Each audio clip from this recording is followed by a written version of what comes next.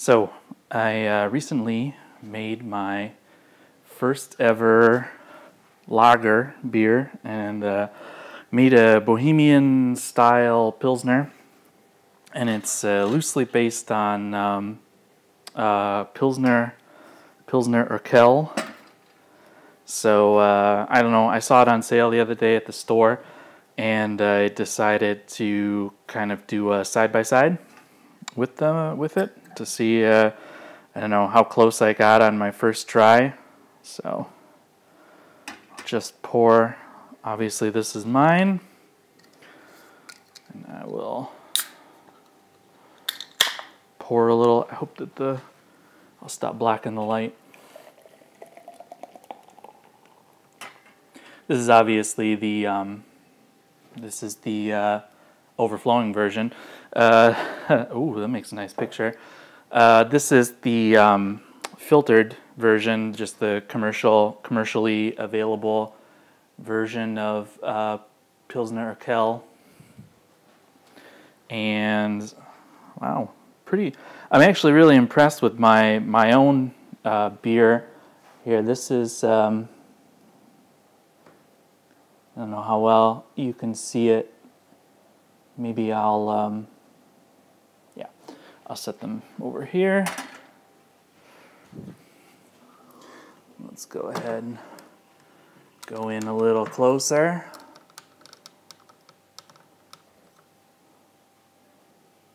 Do a little focusing. And yeah, they're pretty close. Pretty impressed. I'm really impressed with how clear my Pilsner. I mean, it's been in the keg for about a month now, so it's been doing some extra lagering. But I'm really impressed with it. It looks like the commercial Pilsner Urquell is actually even a little bit darker than mine. So that's but I mean, they look pretty similar. That's cool. Now I'm gonna give them a taste and see if they taste similar. Hey there, Rock on Beer viewers. Taking it up to the spare room to do a little side-by-side taste comparison, and this is also going to kind of serve as the tasting for my actual Pilsner, because I don't have any brew day video for that. So yeah, but again. Mind the head retention isn't all that great, but I mean, you can see how really nicely clear it is. There might be a little more light up here. It is a little lighter than the this is the commercial version, and this is my version. It's they're definitely both really clear, and Pilsner Urquell a little bit darker. Let me give it a smell. My version. It's we used a lot of Saaz in this, and I don't know. The recipe link will be down in the description as per always. But it's based on the Bohemian Pilsner from Brewing Classic Styles, and which I would assume is based on the classic style. So yeah, it uses 250 grams of Saaz. So the smell is really Saaz forward. A lot of that kind of grassy, semi-fruit, not really like fruity, but you know what I'm talking about with like those noble hops. Pilsner malt, because the recipe is basically just Pilsner malt. So you get that, and then there's just that little taste, just.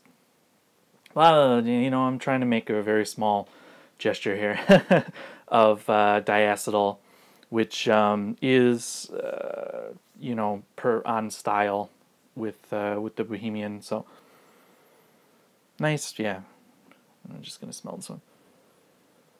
This one is definitely a lot more Pilsner malt forward. I would call this just a huge nose full of Saaz, and this one is a huge nose full of Pilsner malt. which, being a commercial example, obviously, you know,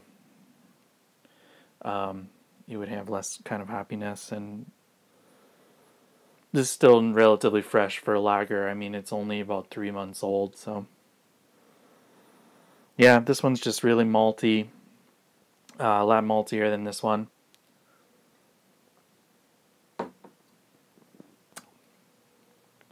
Again, in the taste, you get a lot of Saaz, kind of an earthy, grassy, fruity, mixed together kind of taste. It's a nice, like, it's really a hoppy Pilsner. I mean, the Bohemian style lager kind of has a lot more hops in it than, for instance, like a German style. But this one has a lot of character from that huge Saaz addition that's in it.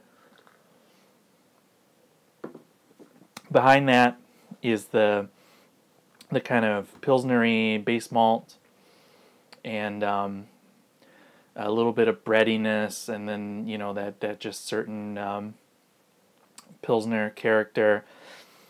As it's aged a little bit, and I mean, it used to be really intensely hoppy, and as it's kind of aged a little bit, there's kind of been a little bit of maybe DMS has come out in it, but not really quite sure with this much Pilsner malt. I mean, we did do a long boil to try and drive that off, but that could be, it's just a tiny harshness in the back of the throat.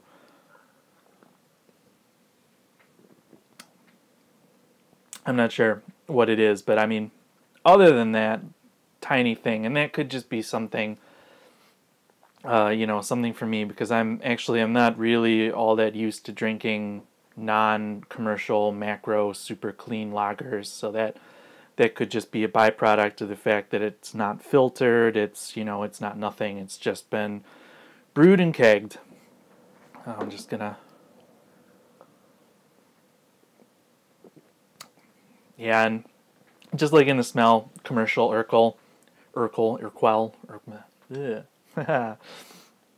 is much maltier.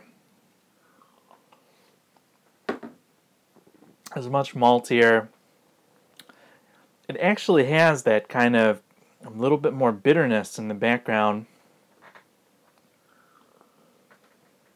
Most of our Saaz additions were done near the end of the boil, so this doesn't have a whole lot of IBUs in it. I'd almost say that Pilsner Urquell has a little bit more of a bitterness than the homemade version. Yeah. Yep. This definitely has a lot more hop flavor and not a lot of bitterness note. And this one definitely doesn't have a lot of hop flavor, but has a not a bite. I mean, this is just kind of a hint of bitterness, where this is just super smooth drinking. How do they compare side by side? I mean, it's apples and oranges, where even though it's amazing how clear they hold up, in the clearness, this one is still unfiltered and homebrewed, and this one is still, you know, macro from a can. But I actually prefer my homebrewed version better. So I'm just going to put this aside and stop comparing them. That was just a silly little thing I was going to do. This recipe is really great. The guy Victor, the guy I brew with, he has a bottled version, because we bottled half and kegged half. And I haven't gotten to try the actual bottled version because we were apart for, we haven't seen each other since before Christmas. So this weekend we're going to do side by side between the bottled version and the kegged version and see if there's any difference. But I actually really like this. It's super easy to drink. It's kind of, and it's got that really nice, it's not an aggressive hop flavor because it's that noble hop, so it's kind of familiar, but it's still hoppy, and it's just a really nice beer. I'm sure that there probably are a few little flaws in it because it is, you know, it is my first lager, but we did a lot of research on, and this is made with brew firm lager yeast, which is kind of the cheapest lager yeast. We thought we shouldn't, but it'd be really cool to rebrew this beer with the actual Pilsner Urquell yeast strain and see if that brings any more, because it's just super clean and crisp. There's no character in it except that big Saaz flavor. So it'd be cool if we could bring some kind of maybe yeast flavor. But I mean, it's very Pilsnery. It's very clean and crisp, and the only thing I'd say is off style is that the hops are pretty forward in it. But it's a good beer. I would give it an 8. I've already blown through most of the keg. In fact, I had to do this review today because I have people coming over and I'm afraid that we're going to kick the keg. So, yeah. Yeah. So, go ahead and, if you want, check out the recipe in the link below. And check me out on social media. Like me on Facebook. Check out my Instagram. All that helps me out. Of course, subscribe to the channel, because the more people that subscribe, the more motivation I have to do videos. And thanks for everybody who's watching now, and cheers.